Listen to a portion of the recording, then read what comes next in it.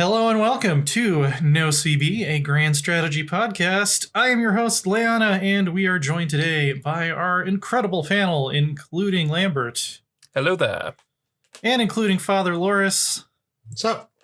Rose is recovering from a root canal, so she won't be joining us this week. But yeah, wish her a speedy recovery. Heard it's not the most enjoyable thing in the world. She's getting all her teeth replaced with like golden teeth. It's going to be amazing. Yeah.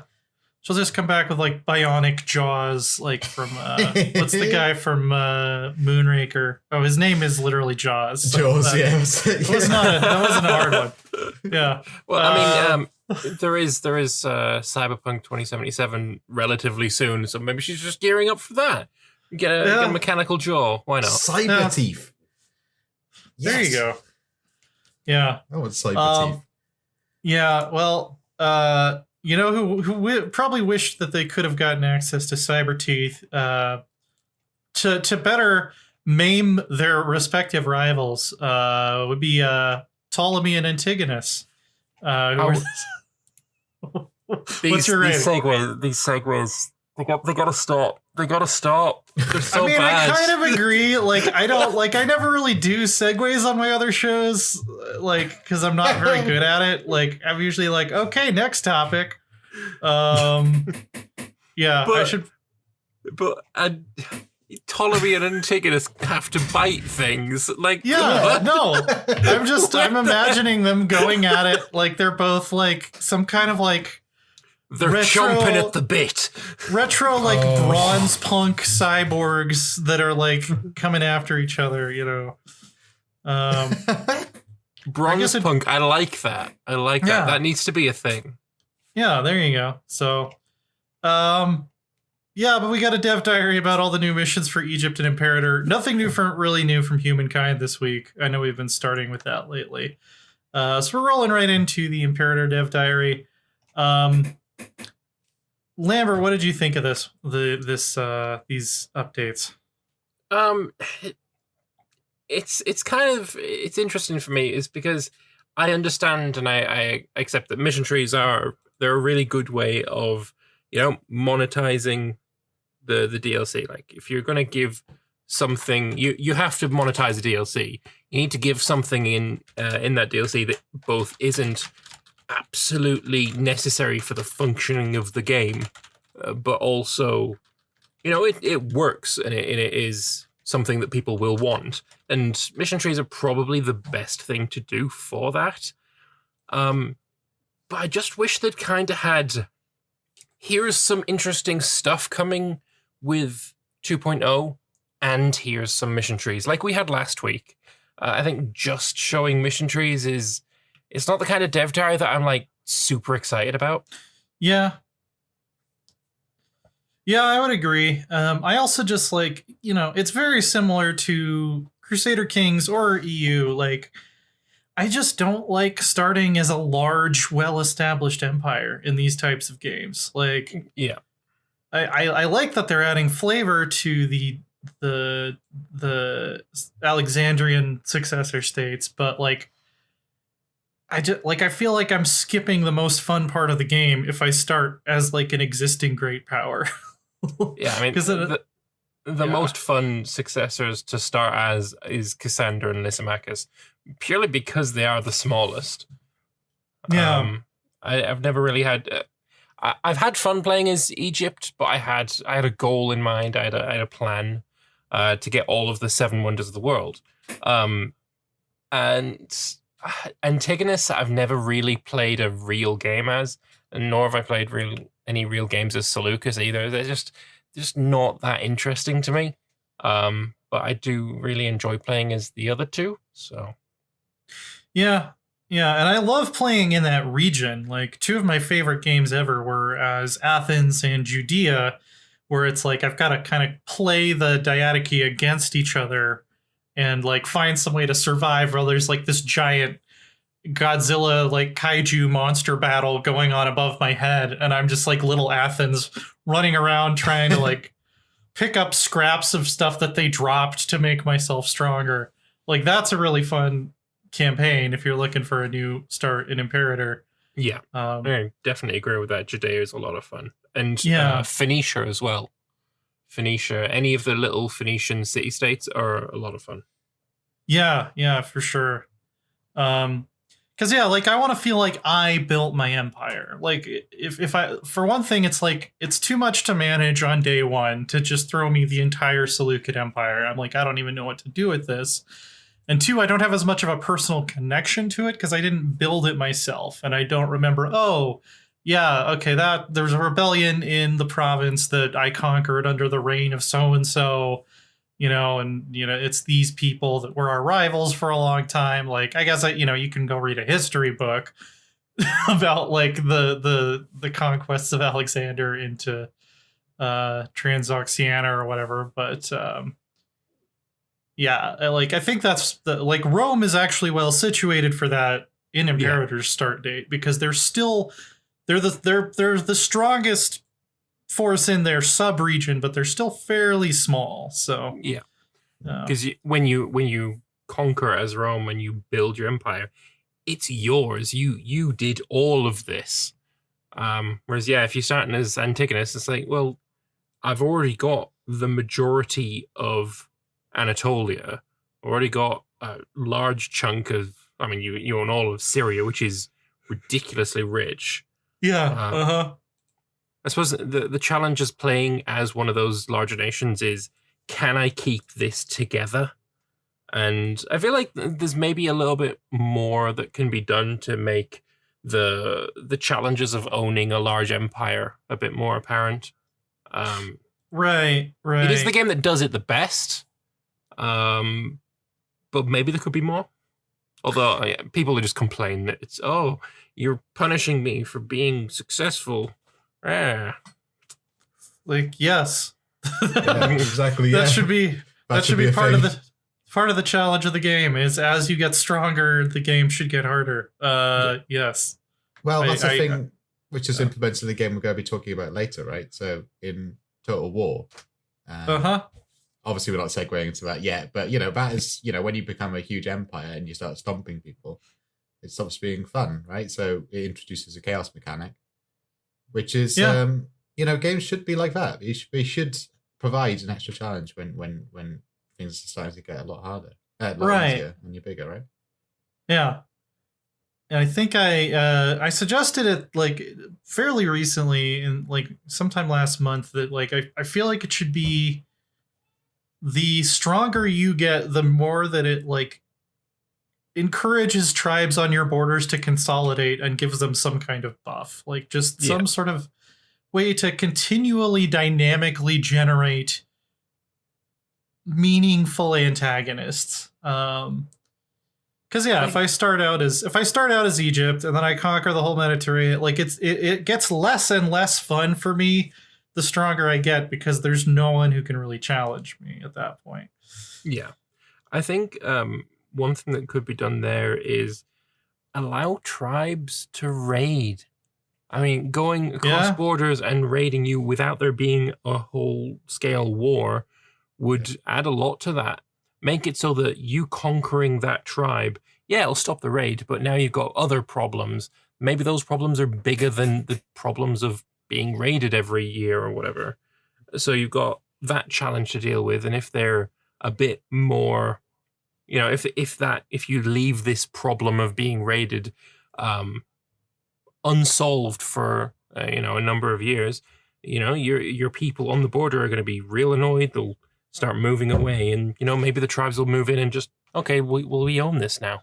Like the China in EU4 has that unguarded nomadic frontier disaster. Like, I would love for that to be able to trigger for like any province that is far enough away from your capital. Like, we're going to have a disaster fire in this specific province because we're not doing enough to keep the tribes on our border in check. But allowing cross-border raiding just should be a thing. It should just be a thing. Yeah, absolutely. Especially for barbarians. Yeah. Looking forward to our big barbarian update. There's an image in here about Judea, one of the Judea events that says, where is it? Who can guess what these ambassadors have to offer in Judea Pacified? I'm curious if anyone here or anyone in chat knows what that might be referring to, because my knowledge of ancient Levantine history is kind of spotty beyond, like, I've heard of the Maccabees and, like, obviously Jesus, but other than that, I'm not really sure what was going on in this Who's region. that last guy? I've never heard of him. I think he was in The Big Lebowski. Oh, the dude. Yeah, no, I don't know him. Yeah. No, he was like a He bowler goes guy. by many names. Yeah. See, in my Dev Diary video, I point out that maybe this is, it's from the point of view of the Ptolemies. So, the Ptolemies saying, "Oh yeah, the Judeans, they see us as friends. They see us as, these protectors, these righteous, people who, stand up for them." But that's from, the Ptolemies' perspective. Maybe the Judean perspective is somewhat different. But apparently they did integrate fairly well. There's some dev comments at the end talking about how the Judeans are actually, relatively well integrated into, Macedonian Egypt. Perfectly integrated into the local culture. Oh, that's a thing. Interesting. Yeah. I don't know if I'll actually play as Egypt or like any of the big guys when the update comes out, but more flavors always good. Are we missing anything? Any big major points here? I mean, it is just the mission trees. There's really nothing else to point out. But for what it's worth, it seems like a relatively interesting mission tree. Yeah. I think they get better and better at that kind of stuff. Yeah. Every time they take a crack at it. So we'll have to wait and see exactly what's going on before we can make a judgment on it. I really like the new style of the icons too. I don't know if I said that last time, but Yeah, same. Just losing the arch behind them just actually kind of does quite a lot. Yeah, it really does. I think they just need to change the arrows. I think that would be perfect. The arrows, look a little bit out of place. A bit more style in the arrows, I think. Yeah. We don't have any idea how much of this is final art anyway. Yeah, true. So moving on, EU4. We didn't get much new stuff this week, but they did talk about the Grandest Land, which was done virtually this year. And I didn't realize it wasn't even just done virtually in the sense that you had a lot of people joining a multiplayer lobby. I believe they actually set computers up and had people remote into them, is what it sounds like they did. Okay, that's interesting. Which that seems like a lot of effort to go to, as opposed to just having everybody play on their own machine. But I'm sure I guess Probably technical reasons. Yeah, for it to be called a LAN party, you technically have to have computers that are hooked up to a local area network. So they did it just for the name. It's just because the advertising standards agency was because they were gonna get a fine otherwise. I went to one last year. It was a lot of fun. I don't know what this one would be like, because I think a lot of the appeal to the Grandest Land is the location, I think. Right. Yeah, and being able to like actually talk to other people and make deals, behind the scenes. Yeah. I didn't watch it, but I have heard that it's quite good. Like every single player involved in one huge war at the end, and it's really quite even on both sides. And to the point where there's no person who's this side is obviously going to win. That just didn't happen. Apparently, like I haven't watched it yet. I'm waiting for these videos. The Agama Day, I believe, is is putting together.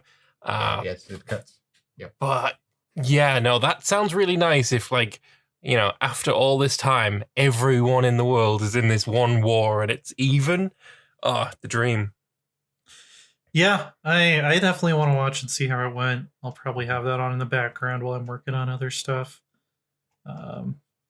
Yeah. It's certainly something I'd recommend everyone to sign up for, and if you can go to it like next year, very much. Yeah, assuming that like we're allowed to leave the country next year, I'd love to go to the next one. I mean, yeah, if someone wants to sponsor me to go, because I ain't got 500 quid to throw on a castle visit. Sorry, it's just not something that I'm looking at as a viable expense right now. Yeah, it's on the pricey. Cheap, so it's yeah, I would have to be going for work if I were going to go. So I would have to be going as a journalist, not just paying out of pocket to go mess around. But we need war correspondents. So yeah, exactly. Yeah. The one little tease we did get of something new coming to the game, it's just an outline of the Philippines. So obviously they're adding some sort of new stuff to the Philippines. Yeah, I think we're updating the Faroe Islands. I think it's just because the Philippines mainly islands, Faroe Islands. Yeah, that's probably it. Yeah, we definitely need a whole flavor pack just based on the Faroe Islands. Obviously, I think so. Yeah, or the Faroes, because I get technically that's the O part of Faroe is literally the Faroese word for island. So Faroe Islands is Sheep Islands. Sheep Island. Yeah. Nice. is Sheep Islands. So yeah. And now that Loris knows this, he's like, "Oof, found my next holiday destination. I found my calling." They are natural allies of the Welsh. They have lots of sheep. So yeah. We supply the goods for your brothels, and all you need to do is give us your Welsh money. Which is kind of weird. I don't think there probably weren't sheep there before people brought them there. So it's weird that they brought sheep to the islands and then named them the Sheep Islands. Yeah. This can be the Sheep Island, and then this one over here is the Shetlands. This is the Cow Island, and then up here is the Ice Island. We'll call it Iceland. No, it totally makes sense. I wonder, is Faroes as rich in history as the Orkneys? Because the Orkneys is filled with ancient. We'll put the Orcs in Orkney. The Orcs, yeah. No, there's a lot of interesting history with the Faroe Islands. They were one of the last holdouts to conversion, actually. But they have a very interesting saga about the conversion of the Faroe Islands that has some interesting metaphysical syncretism around. Well, I could go off on this for a half hour. But there's a concept called Disir in Old Norse belief, which is your maternal ancestors, and they're these female ancestor spirits. And there's a story, I believe it's set in the Faroe Islands. It's about the sort of old pagan Disir being replaced by the newer Christian Disir, who I think eventually probably became associated with sainthood or something like that. That tends to happen a lot. But yeah, also one of the best Viking metal bands, Tyr, is from the Faroe Islands. So they have a lot of interesting modern history related to the whaling industry, but that's a whole other can of worms. That that is actually something I'm genuinely interested in. The whaling industry. I'm here for sheep, not whales. Let's be fair. You see, the manufacture of whale oil and stuff. It's really interesting. And look, I don't want to know. I don't want to know what you call your stuff. Yeah, we'll get into some dishonored fan fiction here. So yeah, looking forward to seeing what they're doing with the Philippines. I'll be curious to see, because I think they're one of the only animist areas right now, if I remember correctly. Yeah. I mean, I called the religion of the entirety of the North America wrong a couple of episodes ago. I ain't touching it. It has a religion. That's it. That's all you're getting. Yeah. Yeah, they are. They are actually animist currently. There's like a couple Buddhist and Hindu provinces, I think, but I'll be interested to see if they are going to give them their own religion. The other thing about the Philippines, kind of like Papua New Guinea, is there's just like a load of languages there. So I'm curious if they're going to do anything new with the culture setup, because I think currently it's just they have the big ones. I'm looking up. The Philippines have got like a culture. really interesting like mix of religions, right? I mean, obviously it's dominated by Roman Catholics because of the Spanish, but before then Islam was very, very prevalent. Buddhism also played a role, and then there was folk religions too on top of it. Yeah, it looks like So, currently all of the Philippines have a single culture. So that is something that is not historically accurate. And if they're taking another look at the Philippines, I'm expecting that to change. Yeah. Yeah. Is I do remember seeing, completely unrelated to EU4, but I do remember someone talking about how they lived in the Philippines, and they were, I don't even remember what the topic was, but they did say that their primary language was something else, as in like a minority language within the Philippines that was a Filipino language. So yeah, definitely there's more than just, you know, the primary language in the Philippines. Yeah, because I think Tagalog is sort of the lingua That's the one. franca. Yeah. I was trying to think of what of the word was, and I just didn't want to speculate on it. Yeah, a lot of people speak, you know, Tagalog and like English and maybe even Spanish, and then like a local ethnic language as well. So yeah, it's one of those countries where it's, you know, very much Very ethnically diverse. Yeah, it's very linguistically diverse for sure. Yeah, It's quite common in Southeast Asia. You look at like Malaysia and Indonesia. Yeah. A lot of these countries I think New Guinea has, it's like how many languages is it? Like 2,000 or something. We're just pulling from like stuff this is the segment where we just pull from random facts that we think we heard at some point. Yeah. And then try to verify them using very quick research. Languages of New Guinea. I think I'm thinking of New Guinea.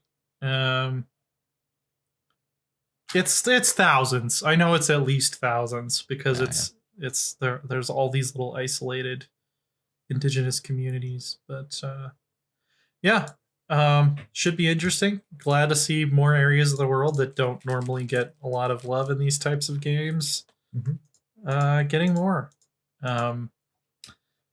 So currently they're not doing a very good job of hiding the fact that this shape of this landmass, they're trying to be kind of coy here by having it be all black silhouette, like people who stare at the EU4 map for hundreds of hours wouldn't already immediately know what that is. Yeah, but if you don't know about the Philippines, something's yeah, gone wrong there. If you were confused about it, this week's Stellaris Diary maybe has some ideas on how you could gather more information about what is behind the veil. See, that was okay. It was an improvement. I'll give you a B-. It was better than the first one, for sure. Yeah, that was an F.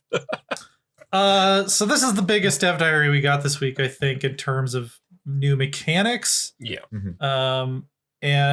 So they're completely changing the way First Contact works. It's going to be a multi-step investigation that works similar to archaeology now. It's going to use an envoy, which everybody will now have envoys, including like purifiers and devouring swarms. Somebody asked, why do purifiers have envoys now? And they said, to be able to set up a redacted and engage in redacted. So there's a few things we don't know yet, but we do know you're going to be able to set your First Contact protocol. The more open one allows you to get contacts discovered quicker, but also potentially get like more bad events, like you made a diplomatic faux pas or something. But there's even one looks like that will allow you to attack neutral fleets, which is pretty interesting. Yeah, that should totally be a thing for everyone as well. Yeah, Border skirmishes should be totally a thing. Yeah, it looks like you just have you can't be any type of pacifist, and you can't be any type of xenophile. Which is very open then. Yeah, I like that better when they exclude something based on the opposing ideology versus unlocking it based on having a specific ideology. I like that most annoying thing for that is the indiscriminate bombardment. The one where you can turn something into a tomb world is locked behind being like a fanatic militarist. I'm sorry, I was like, why? Why can't I just glass your fucking planet and put you back into the Stone Age where you belong? And it's just, ugh. Yeah, especially if you're like militarist and fanatic authoritarian. Like, why wouldn't I be able to just order the destruction of the entire surface of a planet? But, speaking of Tomb World, it should totally be a viable planet type for if you take the xenophage origin. Just come on, they're dead. They should be on bloody Tomb Worlds. Yeah, come on, I would just do it already. That. I would support that. Absolutely. So they showed off sort of some of the events that we can get with these new first contact protocols. You can abduct people and cut them open, which will lock out the cooperation option when you do finally make contact. So there can actually be consequences with how you handle things. They also put just getting a negative opinion modifier when you finally do, have contact with them seems relatively weak as a problem. Because if you're cutting people up, I think they show the thing, the event here somewhere. See if I can see it. It's a little further down from there, I think. It's like the last one before the diplomacy screen. There, you've already earned our eternal displeasure. Do not push us further. -30 opinion. Like, that's not enough. That's not nearly enough. That's really not much. Because that's just a couple of years maximum of putting an envoy there, improving relations. And if I'm cutting up your species and having a look at their kidneys, it's worth more than -30. Yeah. I mean, have you read Xenocide? They almost started an entire war over that. KZ is also pointing out that First Contact doesn't use up your society research slot anymore, which is fantastic. I never did it at all, ever. Like, just you discover me, it's all good, I don't care. I normally did it for the influence. That is nice, actually. Yeah. Still never sometimes. Those don't even get the influence because it's like it's a neutral alien, Alfred's saying vivisections are more than just a -30. The -30 is just from choosing the hostile diplomatic response. Oh, right. Vivisections are -120. There you go. So you get -120 for cutting them open, and then another -30 for saying we hate you when communications are formally established. Okay, I take back all of what I said. That's probably enough. That makes a little more sense. Because I don't think you're going to be able to overturn that negative. Like, +1 a year, in 100 years, you're probably going to forget that I, cut up the first people of your species that we met. That's fair. Yeah. They died a long time ago. We can move past this. It's ancient history. Yeah, those screams, like, no one is even really alive who remembers what they sounded like. So, that's it. We should just let it be, a part of the past, our checkered history as an empire. And an envoy could overturn that, but at the same time, you would be wasting that from that envoy, which is probably better off spent in the Galactic Council. He's just He's just showing up to like spread propaganda of like, listen, you guys don't understand all of the great science that we were able to do because of the suffering of your people. Like, and look, we discovered this bug in your genetic code, and we'll fix that by turning you into a zombie. Yeah. It was a bug where you didn't want to be obedient to the Dark Masters, and we can fix that now. Yeah. If pop culture and movies and things and video games have taught me anything, more suffering is more science, right? That's how it works. Oh yeah, of course. Yeah. So science is directly proportional to suffering. To the amount of suffering. Actually, I think most of my the people I know who are in research positions would probably agree with that. Yeah. Okay. I mean, there is a reason that the white mice have statues in their honor. Yeah. As a researcher, it's more of a researcher's suffering. Let me tell you, on most paychecks, jeez. Yeah. Like, oh my goodness. They suffered so that your shampoo could be slightly less painful when it goes in your eyes.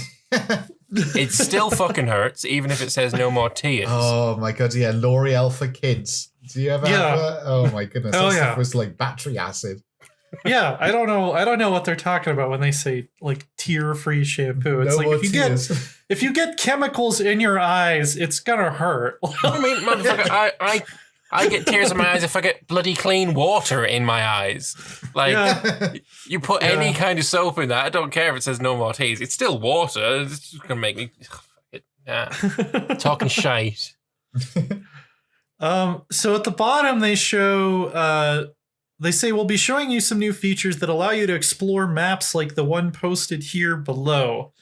Which the first thing I noticed from this is that you don't automatically discover all of an empire's systems automatically. It looks like you might have to still explore manually, even after you've met someone diplomatically, which I love that. I like that. I like the exploration phase of the game. Yeah, so I think this has kind of two things I'm thinking of. Firstly, the fact that, I can kind of tell how big you are based on the size of your name on the map is it kind of defeats the purpose.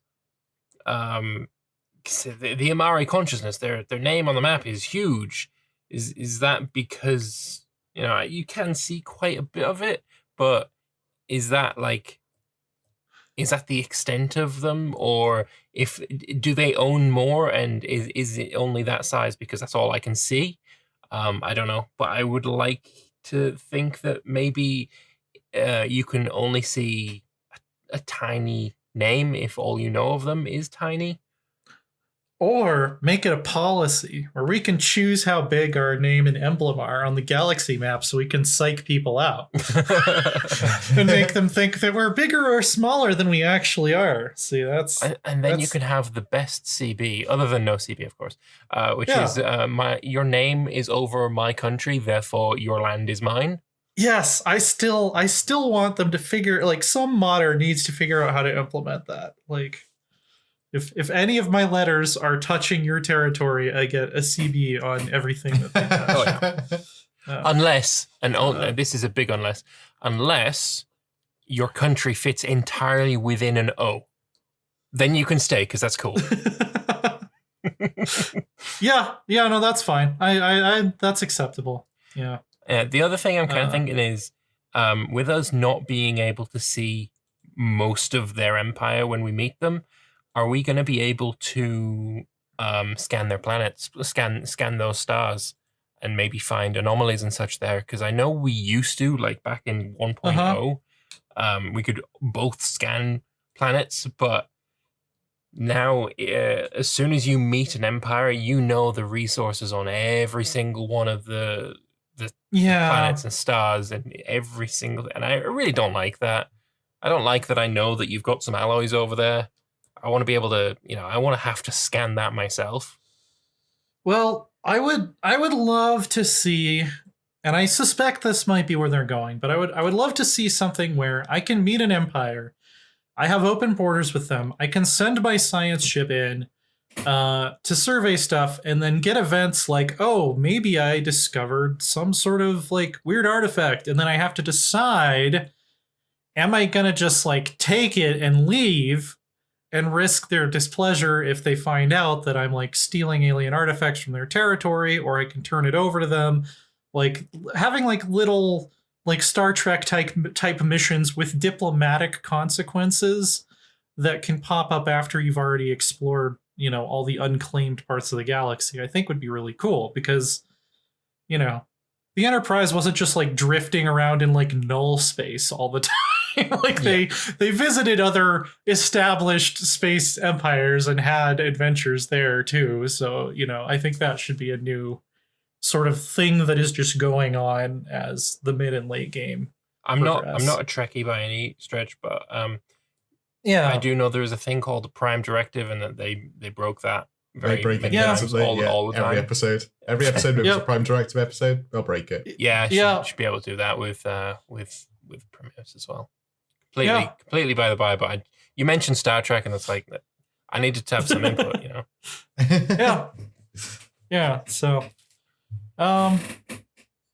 we'll see. I think, and Agamede's saying in chat, this is the update that'll make me go back to the game. I think it probably will be for me too. I loaded up a really brief game with the Necroids patch, and then like I played for like a half hour, and I was like, man, I'd really like to have those new like planetary building changes. Yes. And that's why I couldn't really get much further. So I'm definitely having some paradox going on with 100%. My Solaris game with the Necroids patch ended rather ignominiously. I got attacked by somebody who wanted to take a lot of land. So I'm like, you know what? I'm going to attack the Fallen Empire here, because all they want is to make me a subject.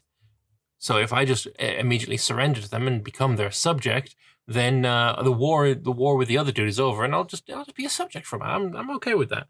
No, it was a Total War CB, unfortunately, that I didn't realize, and they invaded every single one of my planets, apart from the very last one. They decided to make a shield world, which I thought was a little bit rude. Yeah, that is. That is kind of rude. I mean, I guess they let you continue existing. True.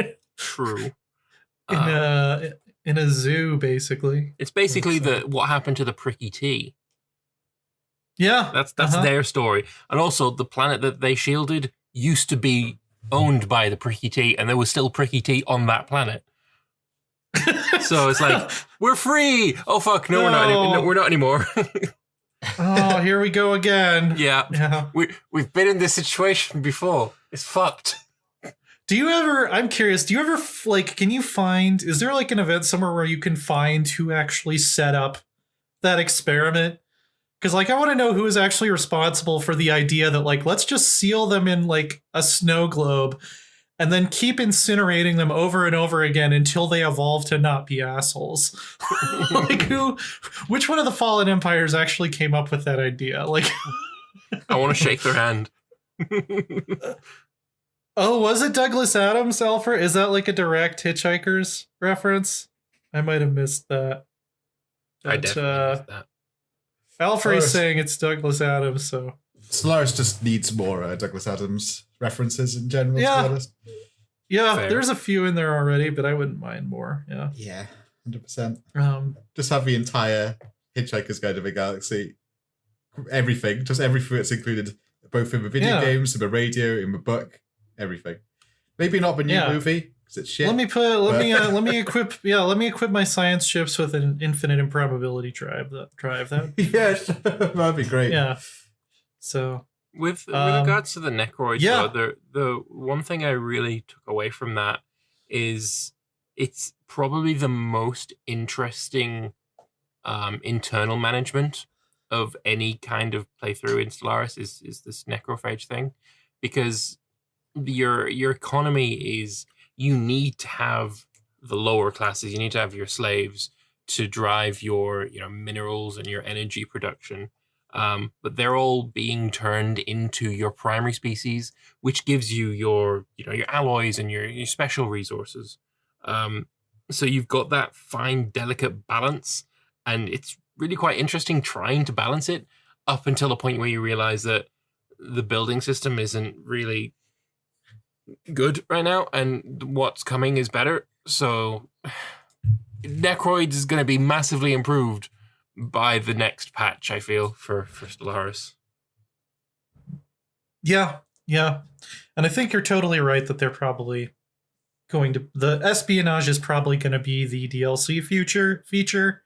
Yeah. And then all this stuff is going to be part of the free patch. So Stellaris has been very good with their free patches, what they put in them. Yeah. I'm curious if envoys are going to serve the role of spies, or if we're going to get spies as a new... Again, it's not confirmed that we are getting spies. I'm pretty sure that that's where they're going with this. So. I'm pretty sure envoys are going to be also spies, because that's why they're giving, fanatical purifiers spies, right? That's... Yeah. I really want envoys. a new kind of civilian ship. I don't know if I'd really call it civilian ship, but you got your science ship, you got your construction ship. Neither of them engage in combat. Colonial ship as well. I want another one, like a spy ship. I want it to be, have a cloaking device, and you'll be able to put it into your enemy's space, even if they've closed borders to you. But if you get caught, then you're fucked. Just there's quite a few possibilities you could do with that. Have it stationed above an enemy's planet to gain intel, or finding out where their fleets are and the composition, because a big part of Stellaris' combat is the rock, paper, scissors kind of thing with it. And up until the point where you fight them, there is no way to know if you're right with rock, paper, scissors. If you've got some kind of espionage system and you can, work a way to find out what kind of ship composition they have, so you can build your fleet prior to going to war with them. I mean, that's just... It's another layer to the game that I think kind of could be pretty cool. Yeah. Yeah, I agree. Limited information is always one of my favorite things to mess with in strategy games. So,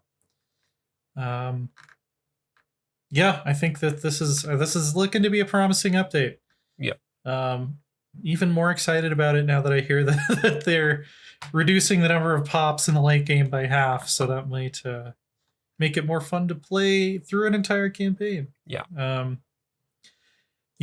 Well, we don't have any more Paradox stuff to talk about this week, but we're going to loop back to something we haven't talked about in a while, which is Total War Warhammer. Just got a huge update to my second favorite faction. I have to put Norska first, obviously, but Wood Elves are definitely second. Mm-hmm. Big update to Wood Elves along with some new DLC. Loris, I believe you've played some of this already, right? Yeah, I did, yeah. Yeah, what do you think so far? I absolutely adore it. Both the Skaven stuff and the Wood Elf stuff are absolutely phenomenal. I absolutely love the new Frotz gameplay, where you get to mutate your Skaven. You just keep grafting on new, like, wacky, really quite powerful bonuses until your armies become sort of like unstable masses of mutated flesh that are willing to just explode randomly in the middle of battle. It's an incredibly fun mechanic. And the Wood Elves, in Warhammer, aren't supposed to be, conquer the world type characters, right? Which is how Amber used to work. And now they've got it so, they are isolationists now. Their gameplay suits that sort of style. Right. That's cool. And the new Lords, the one that hates the Wood Elves, and, it has the only Wood Elves that they can recruit are enthralled and are also expendable. Can I just point out that in a earlier episode of the podcast, when we were talking about what the next Total War DLC was going to be, I called it being Draika.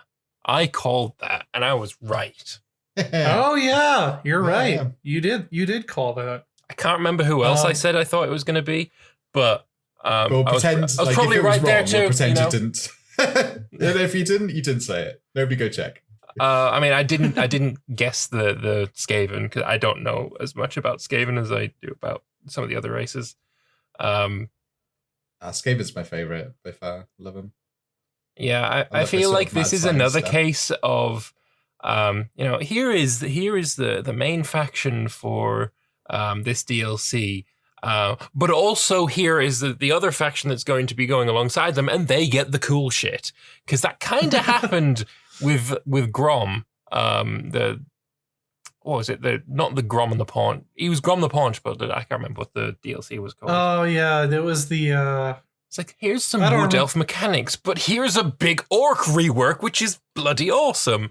I feel like that's kind of happened here. It's like, here's the Wood Elf rework that people have been needing for a very long time, but you can also make your rats so unbelievably fucked up that they will explode. Well, I think they've nailed both here. I think the Wood Elves is fantastic, and this game, neither of them feel like, one's a bit shit and tacked on, which it kind of felt like with Grom and the Pawns for a High Elf unit. It just felt like, whatever, High Elves, who cares? I want to play as Grom and make my, I don't know, Goblin Toe soup or whatever. That's what I want. Yeah, I was kind of worried about the teleportation mechanic, because generally this is part of what I like about Imperator, is I like having to plan out my campaigns. I like having to deal with logistics and transportation and all this stuff when I'm thinking about how I'm going to fight a war. Luckily, it doesn't seem to be too bad so far. You can't just repeatedly just yeet armies across the map. It's a pretty long cooldown, and you can lower it with buildings and tech and stuff later, I think. But the idea that you're kind of defending these enclaves of forest that are all over the map. I love the fact that there are wood elves in more parts of the map now, because I think Mortal Empires is definitely at its best when you're fighting all kinds of different armies, and you have to figure out, you have to build an army yourself that's going to be able to respond to, okay, we've got orcs attacking from this direction, we got vampires attacking from this direction, and now we've got wood elves attacking from over here. And it's it makes it a little bit harder to just build that hard counter army. I think there's still an issue with Total War Warhammer that there are some factions that do have that, if I just build this hard counter army, then I've won, and these uber armies or whatever, they shouldn't be able to be built, in my opinion. For the Lizardmen, for example, if you want to win as the Lizardmen, you just build a ton of Stegodons. Just because they are the best unit that they've got. You build a doom stack of just Stegodons, you've won. You take out, double stacks with ease. And I think that still the CA really needs to look at the way that the tabletop worked, where you've got your elite units, your rare units, your special units, and have armies absolutely limited by that. You can have as many core units as you want, but core units are just that. They're, the core part of your army. But you shouldn't be able to have, 4 dragons, big, or a stack full of dragons, because they're bloody rare. Yeah, I agree. And you could add something to a specific legendary lord could have a skill that's okay, when you fully level this up, you can have 2 extra dragons in this army because you're playing as the dragon guy. Yeah. That would be fine, but it definitely should be. Or like Grom, I would say he's on a chariot, so instead of chariots being special units, as they would be for standard greenskins, they're now core. So you can have as many as you want for this particular lord. It would make the lords feel so much bloody different to each other. Your campaigns would be so infinitely different. Yeah, man, I can't see any downsides to it. Only upsides. Should just be done already. Come on, let's go. Yeah, for sure. I would be 100% behind that. The other thing that this has really opened up is that since units for Wood Elves don't cost amber anymore, you have like a larger roster to pull from.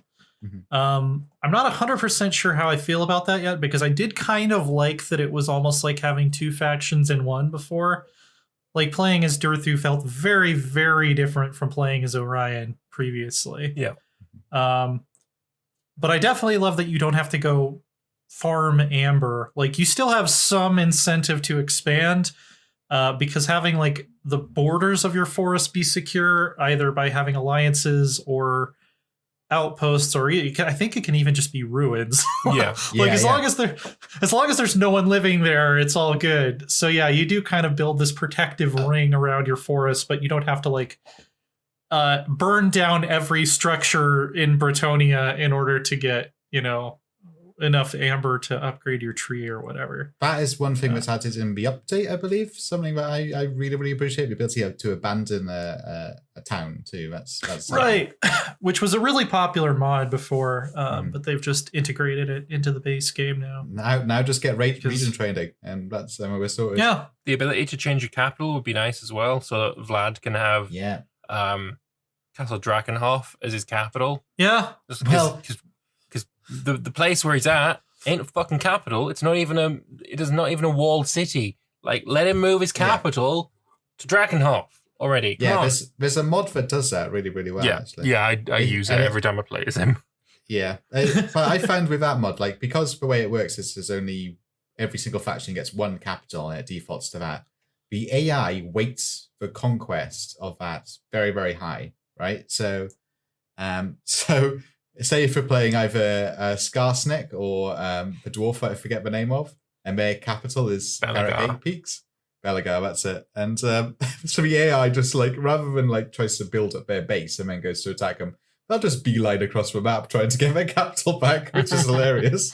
Yeah. You just see Belagar wandering around like the orc wastes with like 4 archers desperately trying to get back Carrot Peaks. Yeah. Oh man, that's a fun campaign. I think he's one of the most fun starts. He's really difficult, yeah. It is tough. 50% upkeep, my goodness. It kind of feels like The Hobbit. Like you've got your dwarves and they're going on this long journey to reclaim their ancient hall. Yeah. I really like his campaign. Skarsnik's a really good one too. I really like the goblin only compositions. In fact, after I get Carrot Peaks, I don't bother with the orcs even. I just keep my goblins, and my goblin armies. They're trash, but man, it's so aesthetic. Yeah, I mean, it's kind of what I did when I played the tabletop. Is I had a vampire count army. I was like, I'm not going to have any skeletons in this army whatsoever. Everything is going to be zombies only. And yes, that might have been very much encouraged by the fact that gluing together skeletons is a pain in the dick. But having that, specific aesthetic for an army is really quite nice. Yeah.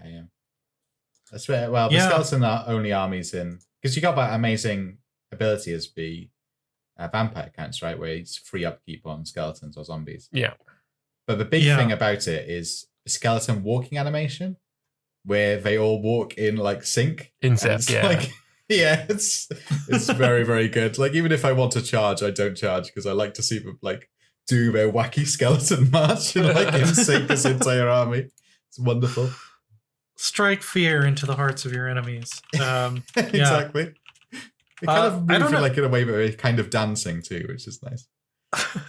The other bullet point here that stuck out to me, I don't know if anybody's played long enough to see a chaos invasion yet since the update. Not since you can actually adjust the difficulty of the chaos invasion separately now, which I really like, because the last couple Mortal Empire games I actually played long enough to get to the end game. Well, one of them I was Norska, so I became the chaos invasion, but the other one, it didn't feel that momentous. Like, I didn't really feel like it was the end of the world.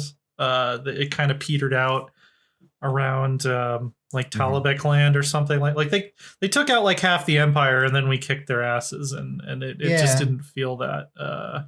No, it's the same. The last one I had with a Chaos Invasion, Kislev just beat them up, which was a bit of a shock. Oh, that's a bummer.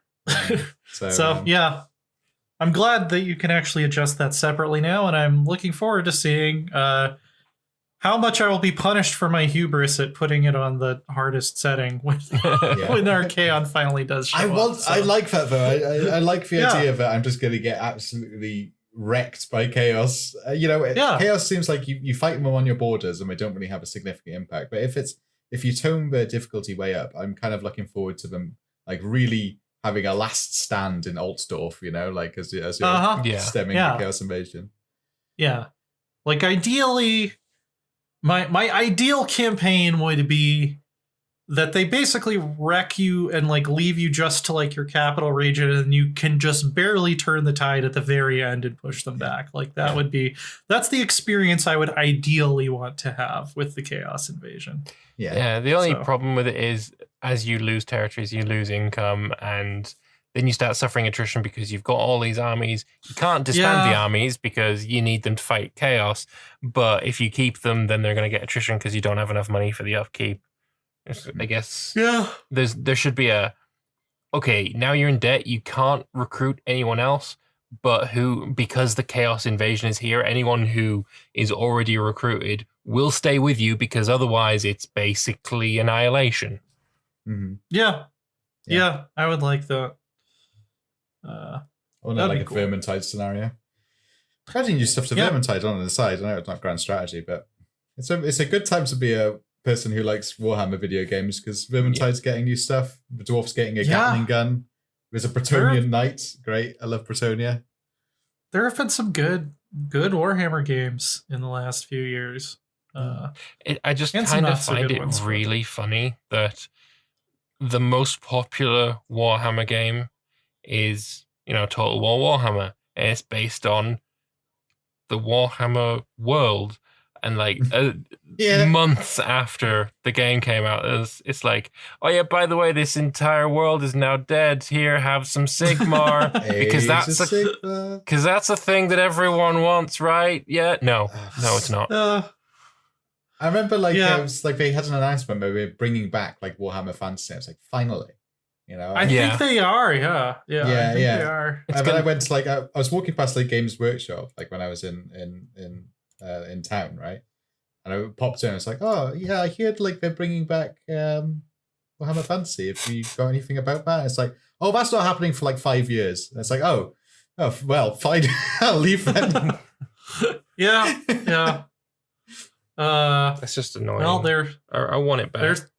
I want my square That's weird bases. that they would announce that 5 years ahead of time that they're bringing back a game line that was discontinued. Like, well. It's such stupid marketing though. Like, why did they discontinue it just as we're releasing one of the most successful video games about that scenario? We could have done so many tie-ins with it.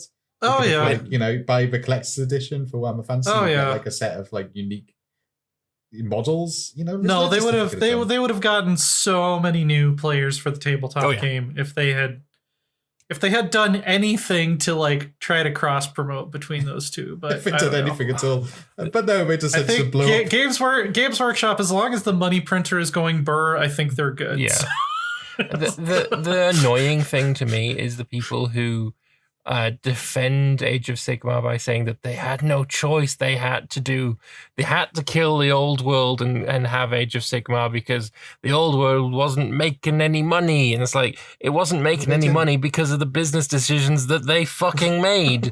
Exactly. Yeah. 100%. It's like, all the rules get changed to, be, oh yeah, you need this new super unit, and like keep making new super units and new, big kits, and you need to get this one for your army. And then people like, oh, I've already got the last fucking 5 super units and you want me to pay for another one because you've just nerfed the rest of them.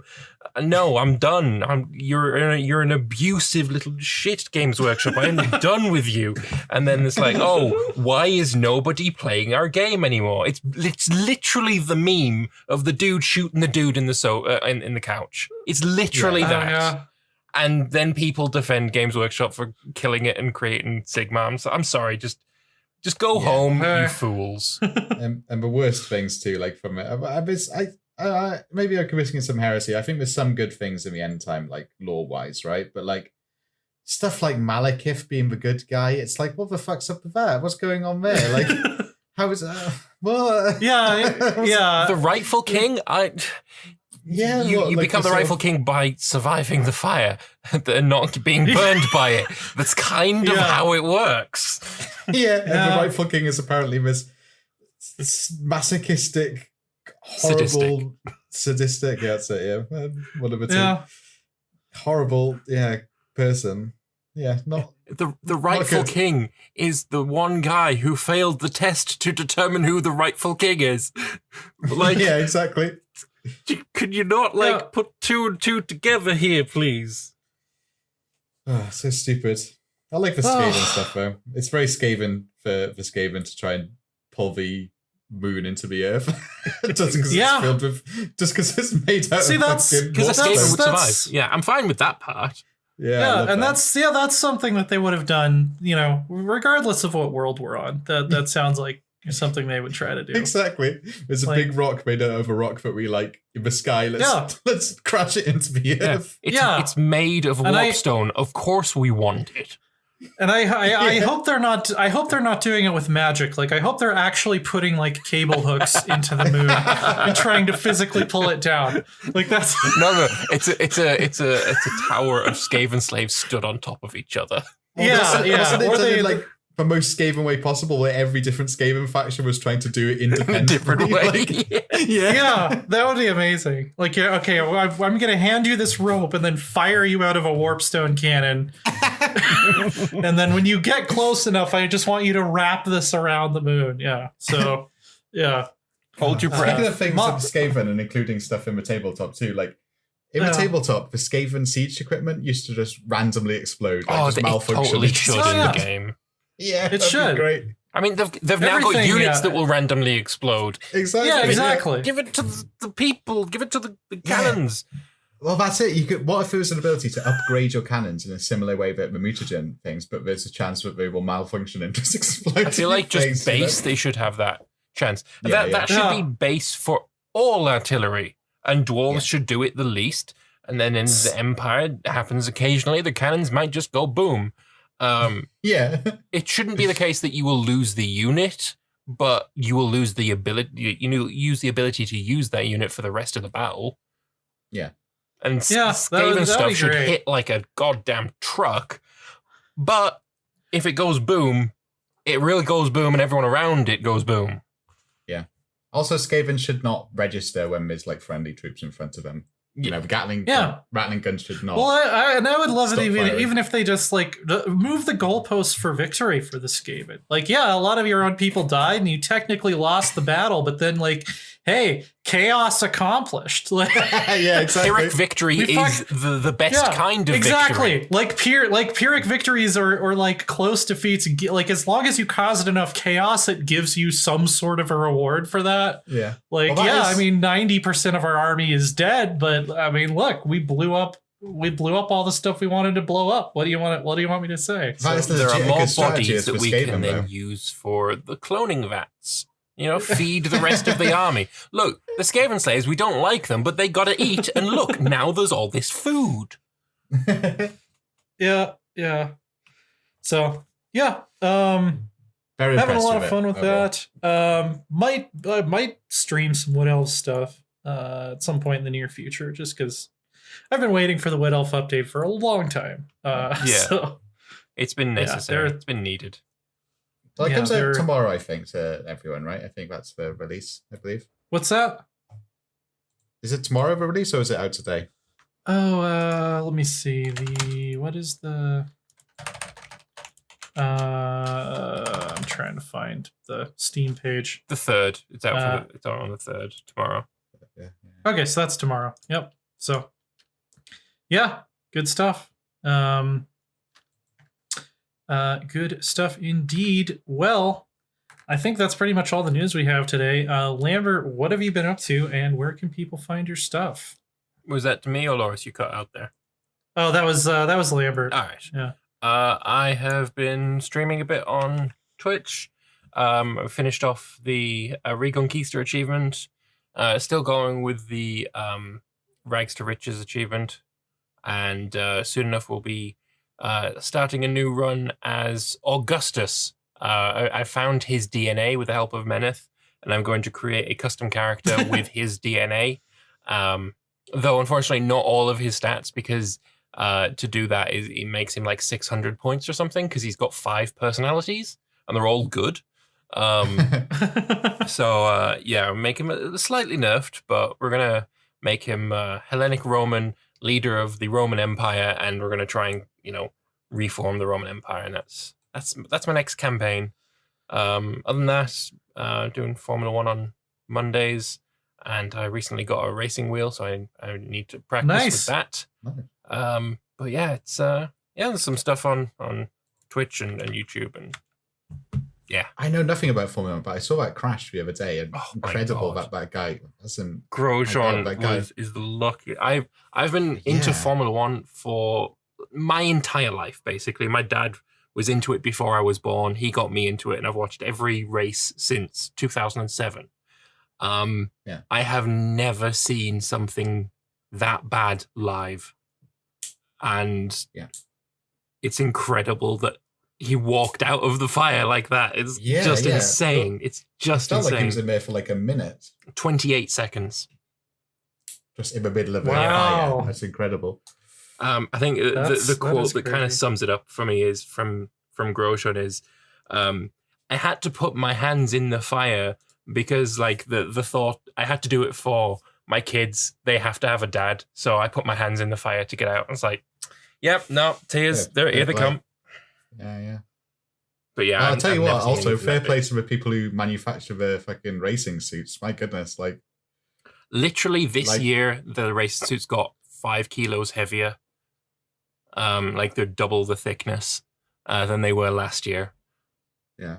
It's incredible, though. As 5 years ago, he would have died during that accident because there was a driver that died in 2014, Jules Bianchi, because his car crashed and his head hit a maintenance vehicle that was on the track or around the track. So they introduced this thing called a halo, which covers the cockpit a bit. If it wasn't for that introduction, Grosjean would not be here. And so 5 years ago, that crash would have been fatal. Wow. I've never seen anything quite like it. I mean, I've seen videos of the crashes that happened in the 70s and 80s where, every year a couple of drivers would have died. But since I've been watching, I've never seen anything live quite like it. Yeah. But yeah, I love Formula 1. It's like my other passion other than like gaming and stuff. I don't know much about it. I was just really impressed by that. Yeah, I think I've learned more than I knew in most of my life previously, just from watching Lambert tweet about Formula 1. Yeah, every time there's a race, if you want to know, I do tweet my thoughts while the race is going on. Yeah, it's between Lambert and Adaway, I think. Yeah. Oh yeah. I race with him every Monday. He's in the same racing league, and he's much better than I am, and I don't like it. That's why I bought a wheel. It's definitely one of those things where it's like one of those, this must be what it is like for other people when I'm talking about Crusader Kings. So it's always cool to see other people's like non-overlapping interests. Yeah, but my favorite driver's got COVID, so he's getting replaced for the race this weekend. Which is that's rough. Yeah. I mean, he's already won the championship and broken all of the records, so it really doesn't matter that much. Yeah. Loris, what have you been up to, and do you have anything to share this with our viewers this week? I've just been going back to my general routine. I got a commission, which I've been working on. Hopefully that should be public in Christmas. Fingers crossed. Apart from that, working on my office, playing World of Warcraft. Sadly, got peer pressured into that. So that's my evenings. Just play World of Warcraft evenings, bake comics, and do my office. But next week, I got a few comics, got some sketches ready that should be public and on the website again. So looking forward to those. Apart from that, It's all going all right. Yeah. They're banning sale of alcohol in pubs, so that's a bit gutting, but whatever. Maybe we'll get more work done. Who knows? Our resident Crazy. They're saying alcoholic. pubs are allowed to open, but we're not allowed to sell alcohol. It's like, I don't think the Welsh government really understands what a pub is or what it's for. You know what I mean? Like, Yeah. So you're saying we're a restaurant now?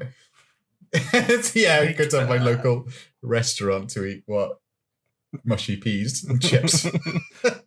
I was just reading about how that, like, the concept of a public house started that it was just somebody's house. Yeah, but it was public. And you could just come in and, like, get alcohol, which I thought was pretty funny. Like, well, a lot of, like, older pubs, I still kind of like that. You walk in and it's just, like, you know, sofas and fires and stuff. Just it has a bar. Yeah, it's like the modern day equivalent to that, I think, would be like my friend who just always had Smash Bros going at their house, and you could just kind of show up. Yeah, that's a fun. Just play Smash Bros. Like, it's a gaming pub. That's technically a pub, I guess. Yeah, except I mean, we weren't technically allowed to drink because we were in high school, but I don't know if you've seen one movie about American high school, you know that the practice is not exactly the same as the. All I know is that all of your cups are red.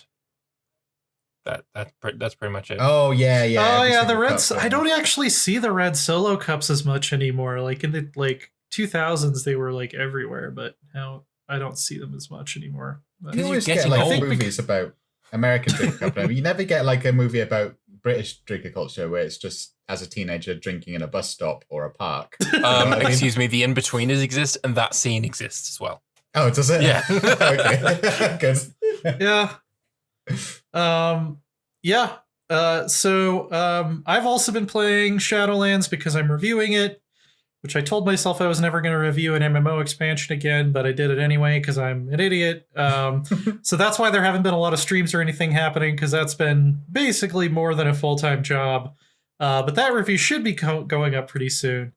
I'm actually enjoying it. It's not a strategy game, but I am enjoying it more than I've enjoyed World of Warcraft in probably 4 or 5 years. So that's a good time. Twitch.tv/LoreSwornOrder is where all of my stuff usually is. We will be continuing our Assassin's Creed Valhalla playthrough since that was fan funded. I said I was going to finish the game, and by Odin's beard, I will finish it. Probably be getting back to a more normal schedule this coming week. And that includes actually uploading the podcast to SoundCloud too. I've been very, very, very behind on everything because of the Shadowlands review. Anyway, you can follow the podcast here on Twitch, on SoundCloud, Twitter, Spotify, YouTube, iTunes, Twitch, Stitcher. We're NoCB Cast. Write us some reviews if you like it. That helps us get seen by more people who might not know about the show yet, which is cool. We're also coming up on what is going to be our 1-year anniversary. I believe that'll be the December 16th show is the one that's closest to that. I think so, yeah. So yeah, we'll be celebrating 1 year of NoCB Cast, which is pretty crazy.